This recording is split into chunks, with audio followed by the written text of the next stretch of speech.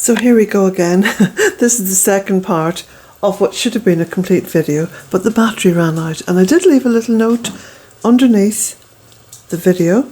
So if you just touch that little arrow on the right hand side underneath the video, you'll always see notes referring to the video above.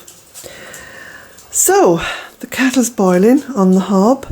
I've left the door of the oven open a little bit just to let the heat out. And I'll take you back outside and we'll have a look at what I've been doing. The sun is beginning to set a little bit now, so it's, I can just feel the cold gathering up again. So myself and Jack will take you outside. We'll have a look. I'm quite pleased with what I've got done so far because, of course, it's a winter-long task and can't do it all in one day, but you can certainly make an inroad. So I finished off there on that last video with the bay and cutting back the bay. So I've managed to do this one. I still have that one to do over there, but that's for another day. You can see the sun now is very low on the horizon on the hill behind the cottage. So what I've been doing now, I've been cutting back the ribes and I can't think of the name of the other bush that grows in there with the lovely dark purpley leaves on it.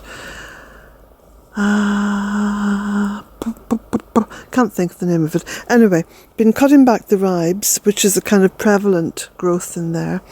And you can see now how this space is opening up. And I've also been trimming back the honeysuckle on the arch. So we'll walk through here. And you can see it from the other side. There's still frost here, look. And of course the coldness of the evening and then the night setting in. So there'll be more frost. So, there's a beautiful bird up there. Oh, hello Morrigan. And Morrigan's mate. Oh, they've been down the chimney. Don't tell me they've been making nests in there, honestly. Silly birds, they can't be. No, it's probably just for warmth actually, they're down the chimney. That's the chimney on this side of the cottage which isn't used, As long as one of them don't get stuck down there, because then I'll have to take my wardrobe apart to get at them. Should really block that off. So you can see now the work on this side that I've been doing. And you can now see, because of the kind of skeleton shape of all the bushes with the leaves off them, you can see what was, or what is, the mother tree to the bay trees. And that's the one that died in 2011 with all the hard frost.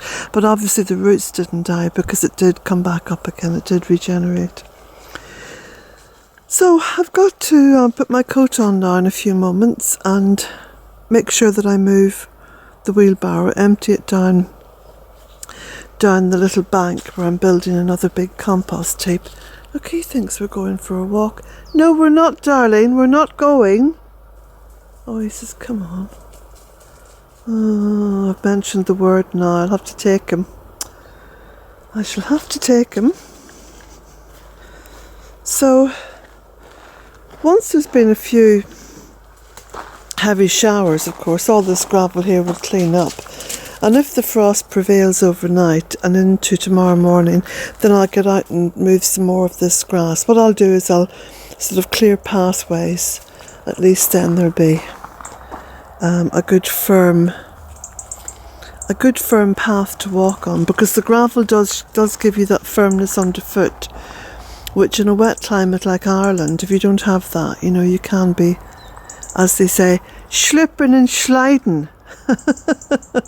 That's how they say it down in County Cork, I think it is. Slipping and sliding. I shall interpret that for you. It is slipping and sliding.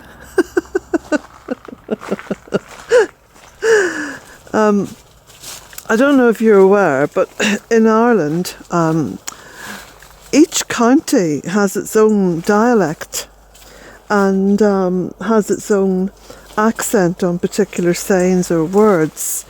So it's not unusual for someone like myself, who's a Tyrone woman, to venture into the wilds of County Cork and not be able to understand more than half a dozen words that they're saying. So, and vice versa, of course. I think there was a lovely skit on,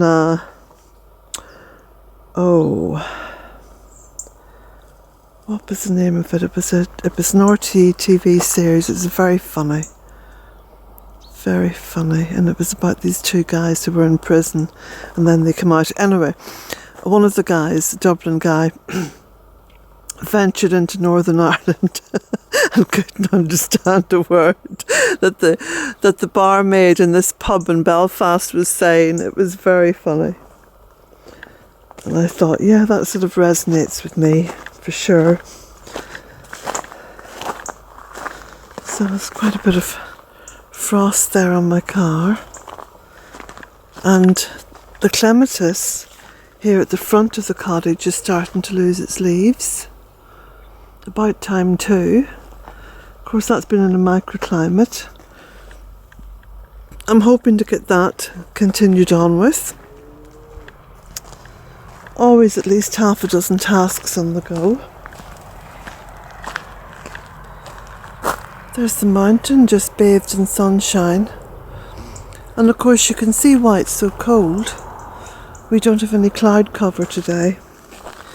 Between the Gulf Stream and the cloud cover here in the west of Ireland, the temperature, the climate's quite mild. Most of the time, anyway, it's quite mild.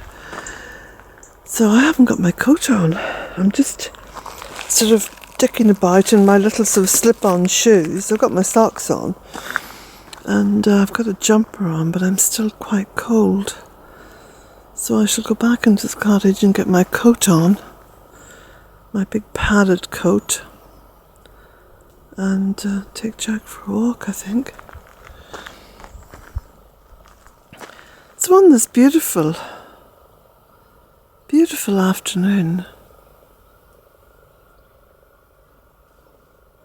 It does feel very much like midwinter.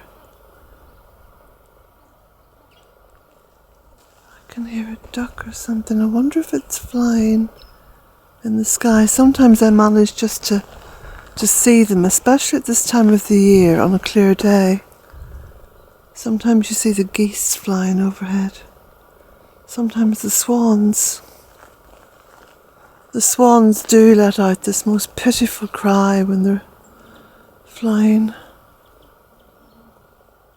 Look at the lovely trees. Lots and lots of birds around, but they don't make that much sound. You know, I think they're just conserving their energy.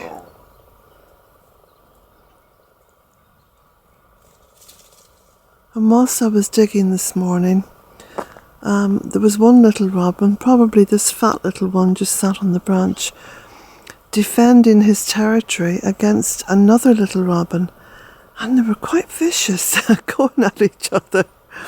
Apparently they can fight to the death when defending their territory, because someone told me that the little robins here,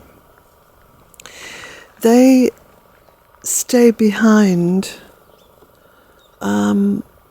They stay behind during the winter to protect and defend their territory. So that's interesting, isn't it? I must read up a little bit more about that.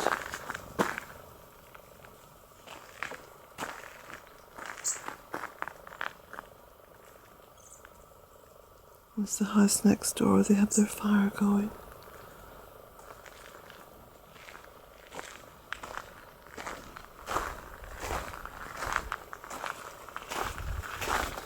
Still lots of berries here on the cotoneaster. That's a good sign. It means that there's plenty of food around and the birds aren't stripping everything bare just yet. It's amazing to think how much of their habitat we've taken away from them. Right, I've got to crack on now with this because I've got a bit of tidying up to do and the wheelbarrow to empty, because I try to always tidy up after I've been working, even if I'm only halfway through a job. So blessings to you all, and keep warm. Unless, of course, you're in a very hot climate, in which case I feel incredibly jealous just now. Blessings to you all.